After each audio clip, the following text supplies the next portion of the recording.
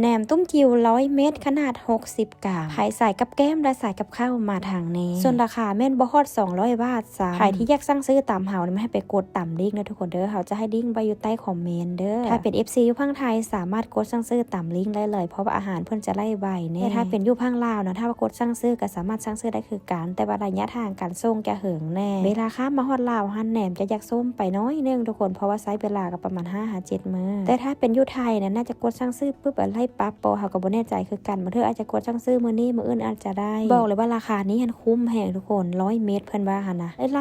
หลายปลำปลาเหลือแหงอะดีทุกคนมื้อนี้เขาจะมากินกับมักพริกยั่วแล้วก็หัวหอมแล้วก็มักเผ็ดน้อยทั่วๆไปกินกับพวกนี้บอกว่าเข้ากันสู้ถ้ามีกระเทียมโทนแข้งเข้ากันทุกคนแหนมตัวนี้เขาเอาไปเฮ็ดยำกระแซ่บไปทุกคนแม่นไผเคยกินแน่หลายปลำปลาเหลือแบบนี้กินบ่เบิดดอกทุกคนถ้าใครสนใจอยากลองกินลองชิมก็สามารถกดสั่งซื้อใต้คอมเมนต์ได้เด้อหรือว่าถ้าผู้ใดบ่สะดวกสั่งซื้ออยู่ใน Shopee นะสามารถทักหาเฮาได้เดี๋ยวเขาจะสั่งซื้อมาให้เครื่องมาฮอดก็สิประมาณ 4-5 มื้อนี่แหละทุกคนคุ้มแพงทุกคนราคาเพิ่นขายอยู่ในนั้นหันรู้สึกว่าประมาณ200แต่ว่าถ้ากดสั่งซื้อเข้าไปนะมันสิมีส่วนลดอยู่ประมาณ100ปลายมักเพชรยวกตัวนี้นะมีแต่คนถามเข้ามาว่าเซาเอ็มบ่เผ็ดบ่ความจริงแล้วมักเผ็ดอันนี้นะมันบ่ได้เผ็ดแต่มันจะได้กลิ่นขิวของมักเพชรถ้าผู้ใดบ่มักได้มันสิออกแบบหวานน้อยๆนึงหั่นนะทุกคนมักเพชรอันนี้ถ้าเอาไปเฮ็ดน้ำพริกคืออยู่ไทยที่เขาเฮ็ดอันนี้ทุกคนเขาเอิ้นไว้หน่อยน้ำพริกนุ่มบ่เขาเอิ้นถ้าเอาไปเฮ็ดแบบนั้นน่ะมันแซ่บได้เพราะว่าในมันบ่ได้มีลายมีน้อยเดียวเนื่องจากมันออกหวานกินกับหัวหอมด้วยกับเข้ากันทุกคนหัวหอมเฮาก็บักง่ายๆปลาล่ำปลาเดือราคา100 กว่าบาทมันได้แต่แหนมเด้อทุกคนเด้อส่วนพวกมักเพชรพวกหัวหอมมันเป็นเฮาเอามาประกอบผสมประสานใส่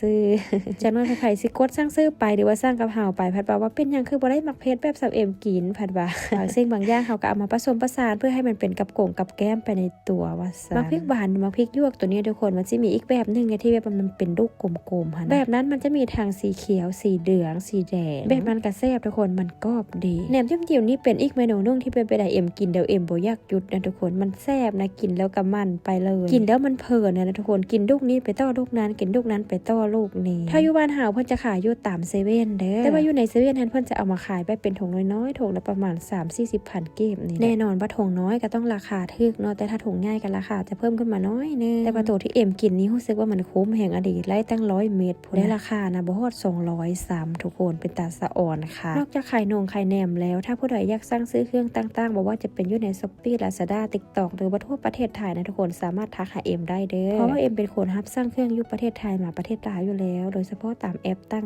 ๆส่วนค่าฮิ้วกับหน้าฮักคือแม่ค้านี่แหละ ราคาเน้นขึ้นตามขนาดของสินค้าแต่ละอย่างละแนวเด้อสามารถทักเข้ามาลงหรือสอบถามข้อมูลเอ็มมาได้พร้อมทั้งส่งสินค้ามาให้เอ็มเช็คราคาให้เบิ่งก่อนได้หลังจากนั้นแล้วเราก็ค่อยไปเทียบราคาเอาถ้าอยู่ลาวถูกกว่าเฮาก็ซื้ออยู่พีถ้าอยู่พุ่นถูกกว่าเฮาก็ซื้ออยู่พุ่นแต่ทางนี้ทางนั้นเฮาก็ต้องเบิ่งของที่คุณภาพพร้อมไปทุกคนโดยบอกว่าแต่อีหยังก็ตามแต่ถ้าเบาถึงราคาถ้าของดีมีคุณภาพราคามันก็จะแตกต่างกันไปแน่